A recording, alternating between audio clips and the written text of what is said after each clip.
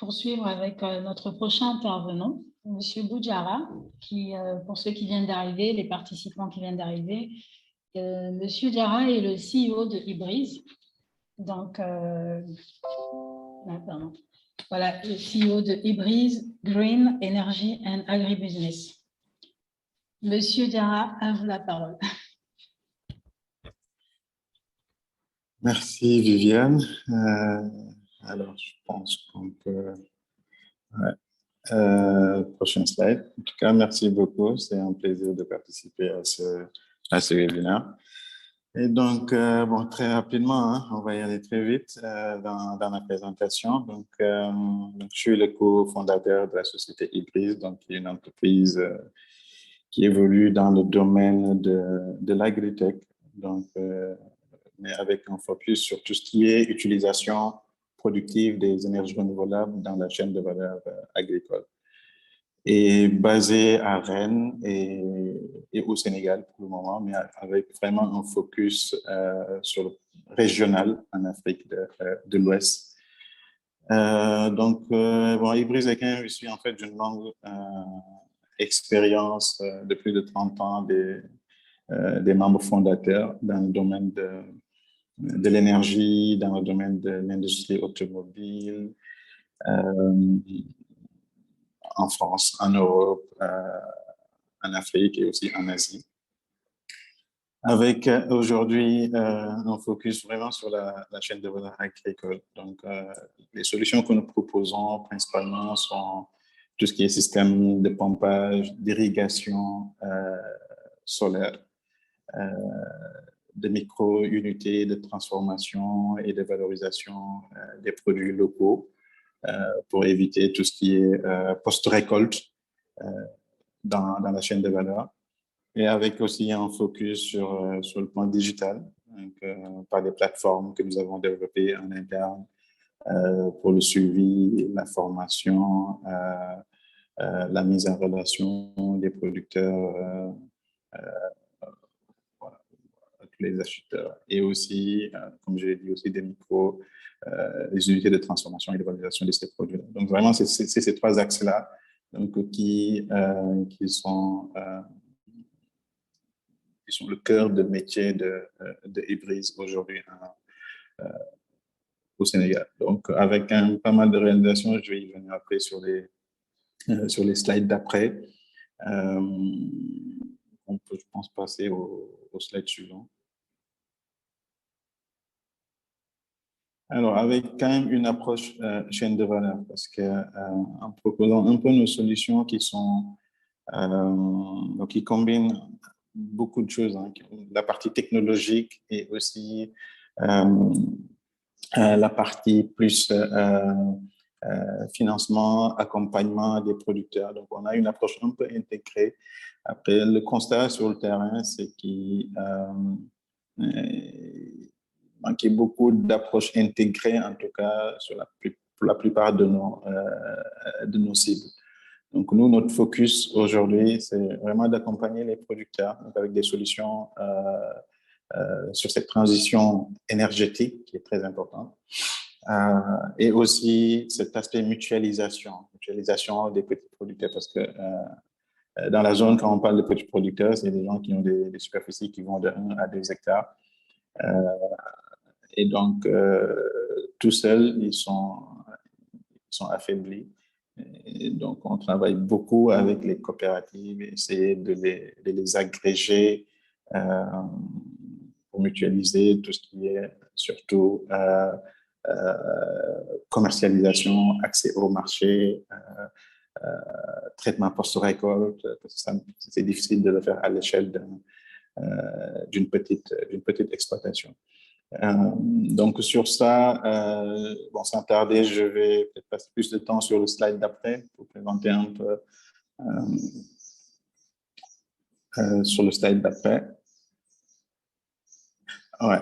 Et donc, bon, en rapport avec le thème d'aujourd'hui, hein, c'est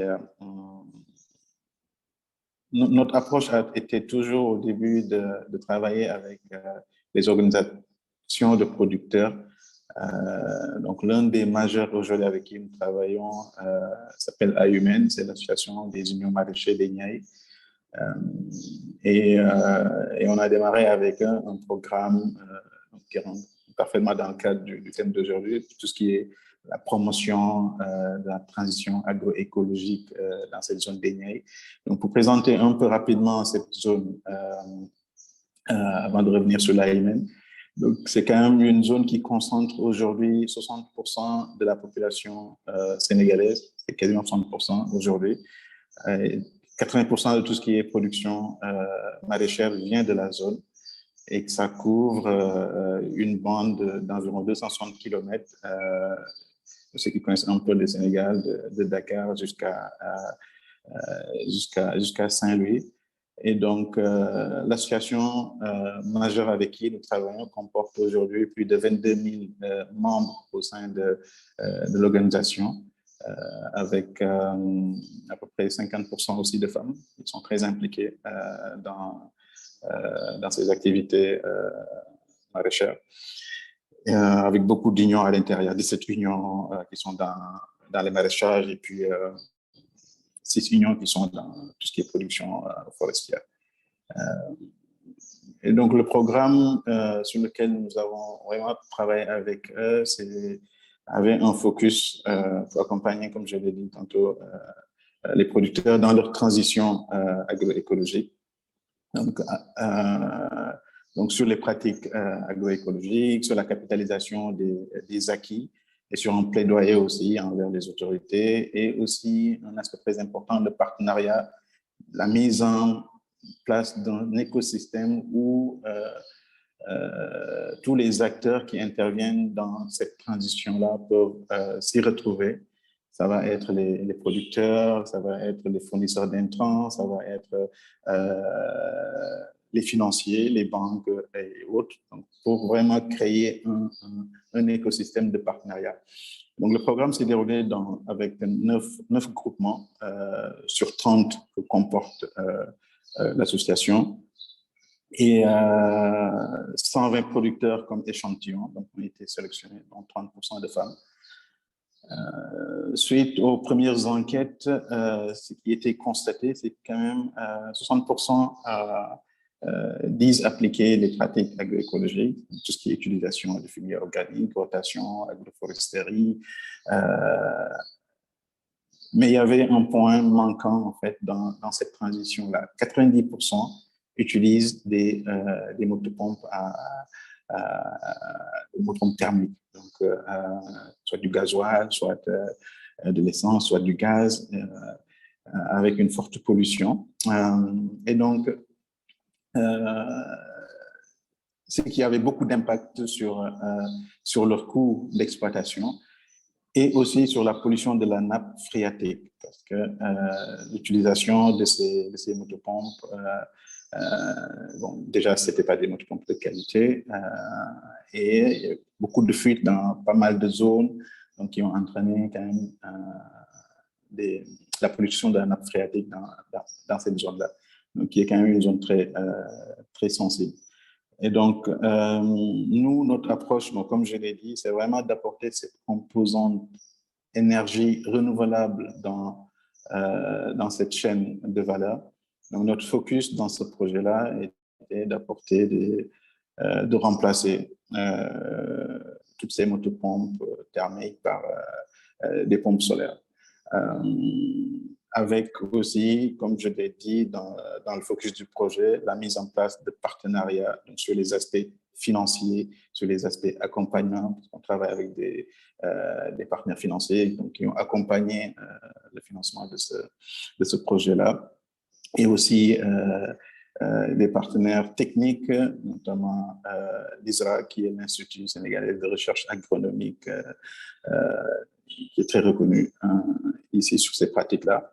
Donc, qui les ont aussi accompagnés, en tout cas, sur les pratiques, sur les formations et tout ce qui tourne autour. Et donc on a pu, depuis, ça fait 1 an, de juin à maintenant, on a pu équiper 120 producteurs pour qui qui utilisaient des motopompes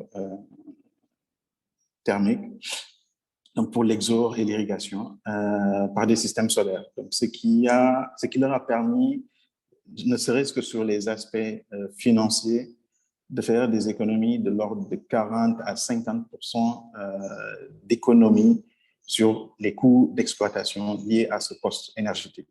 Ce qui est très important et très significatif, en tout cas pour ces producteurs-là, en plus des aspects, des impacts environnementaux, tout ce qui tourne autour.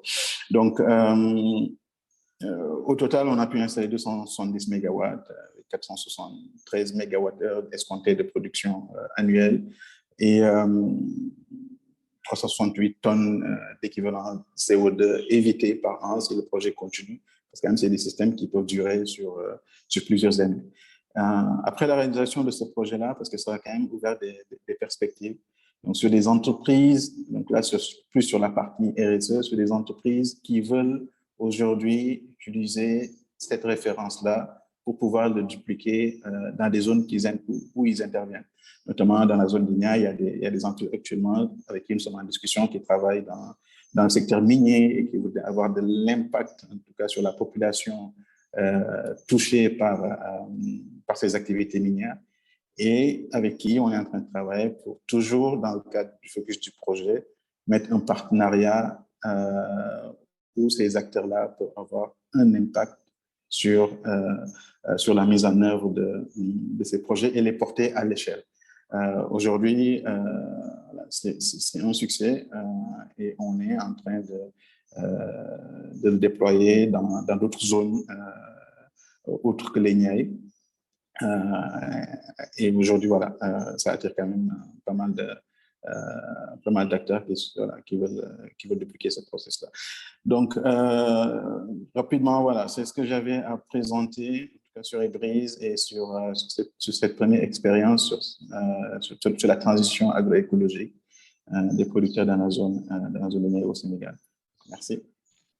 Merci beaucoup pour cette riche présentation. Et donc maintenant, nous allons passer à la présentation.